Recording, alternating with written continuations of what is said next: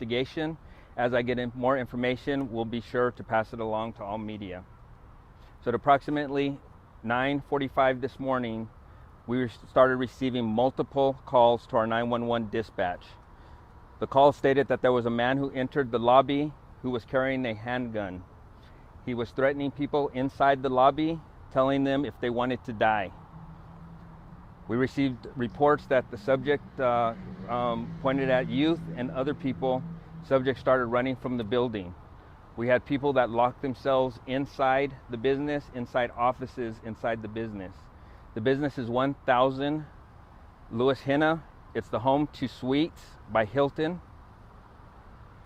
We did have residents that were inside the business at the time, and we also have employees that were in the business at the time. Like I said, the calls came in at 9:45. Officers arrived at within 5 minutes of the original 911 dispatch calls. The immediate businesses were placed on lockdown. As officers got information that we had people that were inside the business locked in offices, they attempted to enter the business on the pull side door. However, that door was malfunctioning and would not allow them access. The officers then went through the front door, and as they entered the front door of that business, they were confronted with by a man who had a handgun. One officer did discharge his firearm. Subject was hit. No officers were injured. The officers immediately rendered aid to the subject. The Round Rock Fire Department, who had been staged prior, and who actually has a station really close to this area, were immediately brought in, and they attempted aiding the subject as well. However, the male subject was pronounced deceased on the scene.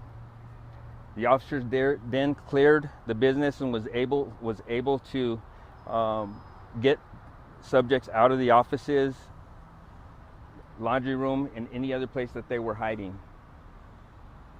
At this point, I don't have any demographics or any other information on the subject who came in there with a gun. This is a multi-jurisdictional investigation to include the Williamson County District Attorney's Office, the Texas Rangers, the Justice of the Peace, and also the Federal Bureau of Investigation.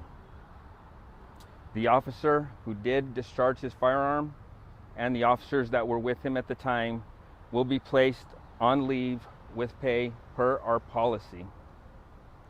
As more information is given to us during the investigation, we will be sure to give it out to the media. At this time, I would like to give my thoughts out to those who were involved in today's incident. We had multiple witnesses, multiple victims that were confronted by this man with the firearm. So I will open up to any questions at this time. Chief, any indication of if this individual was a local individual or was he from out of town? And again, I will state, I do not know the background of this subject. That will be part of this investigation.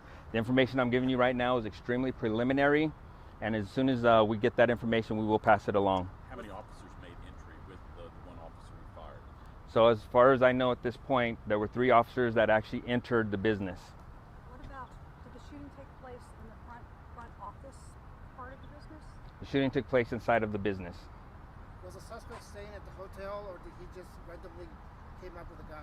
Once we get that information, we do their background, find out who this individual is, positively identify him, we will release that information when we get it. Has the suspect threatened anyone else with a handgun anywhere else before that? Everything that we know, all the 911 calls that we received that he was threatening people were inside the lobby of the Home to Suites. That confrontation when they came in, I think it was a sudden. They didn't expect to see the individual there in the lobby area. Is that how it is? It's just boom. So once we do their interviews and throughout this investigation, we'll be able to obtain more information as to what transpired once those officers got into the lobby, which caused the officer to discharge his firearm. Then we'll have that answer. Were all the officers wearing body cameras? Yes, the officers were wearing body cameras.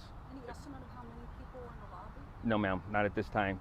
We are in the process of interviewing everybody. That includes pulling 911 calls, We'll also be pulling any internal video and looking at body-worn cameras footage at that time. But that's all part of the investigation. Have you had a chance to review any of the body cam video? So body cam videos, you got to remember, have to be downloaded, and those are normally downloaded within the police vehicles or taken back to the police department. Additionally, we have a multi-jurisdictional investigation, so those investigators will be downloading or reviewing those videos as well. And so what we want to do is to make sure that we have all of our information, and we're giving you the most accurate and correct information as possible. I would hate to speculate or hate to give information that is inaccurate. So I take it that you're also reviewing the security video there. that if there is security video, that will be pulled by the investigators and reviewed, and that will become part of this investigation. Did you say the suspect was pointing a gun at people and saying, "Do you want to die"? That was the information that we got through the 911 dispatch. How quickly did the officer shoot him? Did he try to de-escalate the situation? That will be a answer that we'll get throughout the investigation. So once the officer is interviewed, and we also are able to look at internal camera footage if there is, and body-worn cameras, so we'll be able to determine that. The concern that we have here was, is this an active shooter, or was it going to be an active shooter? The subject walked into a lobby of a business with a handgun, threatened people, caused people to flee, and also caused people to hide inside of their offices. It was a very active and fluid situation. The officers responded and went in and to make sure that those folks that were trapped inside were not being harmed. Have the police ever encountered a situation like this recently, where somebody was pointing a gun into the business threatening people? So we respond to numerous calls for subjects with guns. Every call is going to be different. And so the question is, have we responded to subjects with a gun inside of a business? We respond to even people who have carrying guns on their persons, carrying rifles on their backs. People will call us. We respond and handle it accordingly.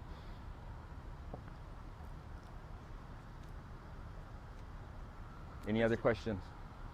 Well, All right. Is this the first time you all responded to a hotel where somebody was threatening to shoot people? I don't know the answer to that question. Sorry. All right. Thank you, guys.